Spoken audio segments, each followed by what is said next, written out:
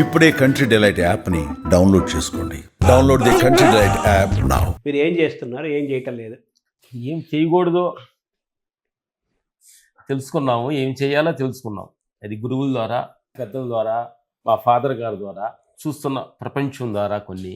ఎందుకంటే ప్రపంచం మాకు ఒక పెద్ద బాల శిక్ష. మనకి మనం చూడగలిగే చూపు ఉంటే, లేకపోతే మన అందుకని ఆరోగ్య విషయాలు కానీ, తిండే కానీ, టైం పడుకునే విషయాలు కానీ, పని మీద ఆ టైం అటెన్షన్ మనకంటే ఊరు ముందు ఉండకూడదు అనే ఒక పని.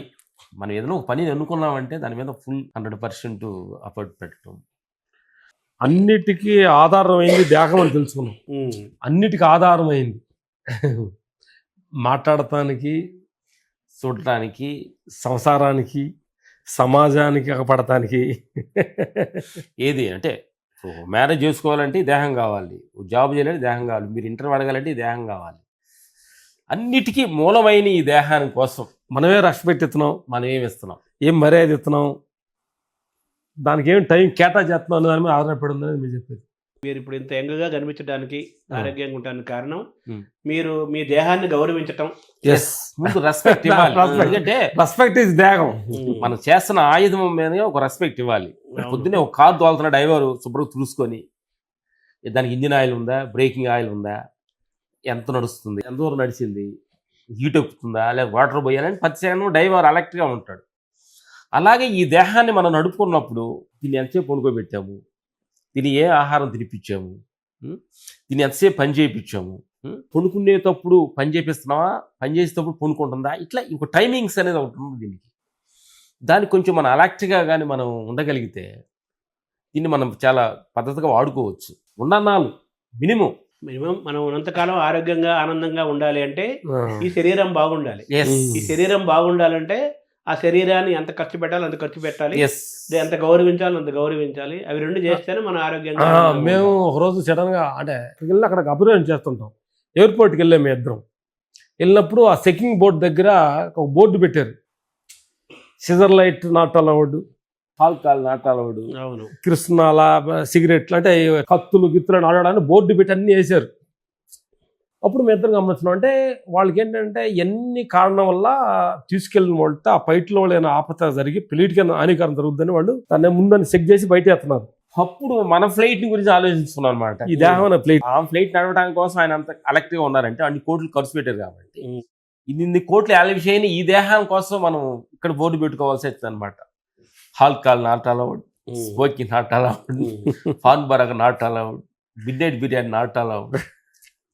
ఇట్లాంటి కొన్ని విషయాలు కావాల్సి మనం ఇక్కడ పెట్టుకుంటే కొంచెం ఇది అలర్ట్గా ఉంటుంది. ఇది కొన్నాళ్ళు మనం దీన్ని నడపవచ్చు అనే ఉద్దేశంతో మేము గురువుల దగ్గర, మేము తెలుసుకున్న వాళ్ళ దగ్గర, కొంతమంది మా కళ్ళ ముందు మా ఫైటర్స్ విషయాలు కూడా కావచ్చు, కొంతమంది వస్తున్నప్పుడు ఎక్కువగా ఆ డబ్బును విచ్చలవిడి ఖర్చు పెట్టడం, దాన్ని తాగేయటం, పెళ్ళిళ్ళు ఎత్త వయసు వచ్చిన తర్వాత, పెళ్ళిళ్ళు పిల్లలకు వచ్చిన తర్వాత, వయసు అయినప్పుడు ఫైటర్ అంటే ఏంటంటే గేదిచ్చే ఫాల్ లాగా బలంగా ఉంటే వాడతారు, లేనప్పుడు ఇబ్బంది పడింది. అట్లా ఎంతో మందిని మేము చెన్నైలో ఉన్న ఫైటర్స్ కాడ నుంచి చూస్తూ వస్తూ ఉన్నాం అనమాట. ఓహో, ఈ జీవితం అనేది చాలా వాల్యుబుల్ అయింది, దాన్ని ఎంత లిమిట్గా మనం వాడగలిగితే మన అవసరం అయినప్పుడు అది పనికొస్తుంది అనే సత్యాన్ని ప్రతి క్షణం మేము గమనిస్తూ దాన్ని ఫాలో అవుతూ ఉన్నాము. మామూలు దసరాగా ఆయుధ పూజన చేస్తారు కదా, అలాగా మన శరీరం కూడా ఇందాక మీరు ఆయుధం అన్నారు కదా, ఆయుధం. శరీరం పొద్దున్నే లేవగానే అలా మనసు దగ్గర కళ్ళు దగ్గర పెట్టినప్పుడు థ్యాంక్స్ చెప్పాలి. అయ్యా, పొద్దున్నే లేవని వాళ్ళు ఎంతో మంది ఉన్నారు, లేపినందుకు థ్యాంక్స్, లేపినందుకు థ్యాంక్స్. అక్కడే మనం భగవంతుడి మీద ఒట్టేసుకోవాలి, ఇక్కడ నుంచి నేను ఒక మంచి భావనతో చూస్తా, మంచి భావన ఎంత, మంచి పనులే చేస్తా, మంచిగా నేను ట్రై చేస్తానని అక్కడ నుంచి ఒక సంకల్పంతోడుగా మనం పని స్టార్ట్ చేసామనుకో. పొద్దున్నే ఆయుధ పూజ అన్నారు కదా మీరు. పొద్దున్నే ఒక 1 లీటర్ నీళ్లు తాగి లోపల క్లీన్ చేస్తాం, ఆయుధ పూజ లాగది. ఆయిల్ పూజ, ఆయుధ పూజ, ఈ ఆయుధానికి ఆయిల్ పూజ. ఎందుకనంటే అంటే ఈ సందర్భంగా మనం ఫ్రాంక్గా కొన్ని మాట్లాడుకోవాలి. అవును, మనిషి తినటాని కోసం వాటర్ ఉందా, అక్కడ ఉందా, ఇక్కడ ఉందా, ఇన్ని ఉన్నాయి అని చెప్పి ఎక్స్పెక్టేషన్ ఎక్కువ వాటర్స్ మీద గెలుస్తుంటాడు. కానీ అసలు తిన్న దాన్ని ఎలా బయటికి పంపించాలని కంటే ఏమి తింటే అది దానికి లోపల ఉంటుంది. కొన్ని మంచి సాత్విక ఆహారం, కొంచెం ఆకుకూరలు పద్ధతులు తీసుకుంటే సద్యకంగా మనకి మోషన్స్ ఫ్రీ అయిపోతే మనిషి హెల్తీగా ఉంటాడు దీన్ని. అందుకని మాకు మనసు రాజుగారి దగ్గర లాగా 1 లీటర్ నీళ్లు తాగి ఇప్పుడు నేను బాత్రూమ్కి వెళ్తున్నానని మైండ్ సెల్స్ చెప్పాలి, అలా నడుస్తూ 10 నిమిషాలు నడుస్తూ బాత్రూమ్కి వెళ్తున్నాను చెప్తే అప్పుడు సైకాలజీగా మనకు రిలీఫ్ అవుతుంది అనమాట. మన మైండ్ చెప్తుంటుంది కదా. అందుకంటే ఆ క్షణం కూడా టైం ఇవ్వట్లా మనుషులు వెళ్ళే టైంలో ఆరోగ్యంగా చెడటానికి మెయిన్ కారణం ఇది. మనం వింటలేదు మైండ్ని. తినటానికే మనిషి తొందరపడుతున్నాడు కానీ దీనిలో నుంచి ఆ కెమికల్స్ అవుట్కి పంపించడానికి కూడా దానికి కూడా టైం తీసుకోవాలి. దానికి కొంచెం ప్రశాంతంగా ఉంటే జరుగుతుంది అనమాట. అలాంటి కొన్ని రూల్స్ ఉన్నాయి అన్నిట్లో, ప్రతి దానిలో కూడా ఏదో ఒకటి పద్ధతి ఉంది, పెద్ద దానికి ఏది కూడా లేదు. ఎందుకంటే పూర్వకాలం పెద్దలు మహానుభావులు చేసిన పద్ధతులు ఇవన్నీ. మీరు మామూలుగా రాత్రిపూట భోజనం అనేది చాలా ఏళ్ళైందా? అది ఎందుకు మీకే మీరు మానేశారు, ఎవరైనా చెప్పారు? అంటే ఏమవుతుందంటే నిజంగా చూస్తున్నా నా ప్రేక్షకు దేవుళ్ళందరికి కూడా మ్యాక్సిమం మనం టౌన్లో ఉండడం వాళ్ళవి 3 పూటలు అవసరం లేదు భోజనం, 2 పూటలు చాలు. మేము పల్లెటూరులో ఉన్నప్పుడు తినేవాళ్ళు, పొలాల్లో పొలం పనులు చేస్తున్నప్పుడు మేము 4 పూటలు తినేవాళ్ళు. పొద్దున్నే తెల్లారుజామున 7 గంటలకి పొద్దున్న సద్యానం తినేవాళ్ళు, 11 గంటలకి అన్నం తినేవాళ్ళని, 2 గంటలు తిని మళ్ళీ నైట్ తినేవాళ్ళం. ఇన్ని మాటలు తిన్నా అరుగుతూనేవాడు. అంటే పని అలాంటిది అనమాట. ఇలా టౌన్లో ఉండి సాఫ్ట్వేర్గా ఇట్లా మాట్లాడుతూ ఉండేవాళ్ళకి 2 సార్లు కరెక్ట్ అయిందని మేము ఎంచుకున్నాం అనమాట. అందుకని పొద్దున్నే బ్రేక్ఫాస్ట్, మధ్యాహ్నం లంచ్ 2 o'clockకి అదే ఫినిష్ చేస్తాం. ఈ నైట్ భోజనం అనేది ఎంతకాలం అయింది? 10-15 సంవత్సరాలు అయింది. 15 years. తర్వాత మామూలు మీరు సినిమాల్లో చాలా బిజీగా ఉంటారు. సినిమాల్లో ఫుడ్ రకరకాల ఫుడ్ ఉంటుంది కదా. మీ షూటింగ్ టైంలో మీకు అందే ఫుడ్ ఎలా ఉంటుంది? మీ క్రమశిక్షణ వేరు, అక్కడ ఉండే ఫుడ్ వేరు.